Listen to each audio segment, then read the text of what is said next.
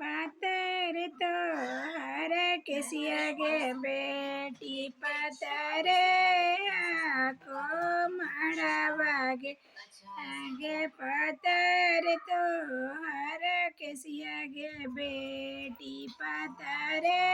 तो हर माड़ा बागे आगे माड़ा बापा काड़ी गे बेटी डारे नहीं ना लोर बाग आगे माड़ा बापा काड़ी गे बेटी डारे नहीं ना लोर बाग आजी काहेला पाड़ेला जी पापा मैया जी के संगवाजी आजी काहेला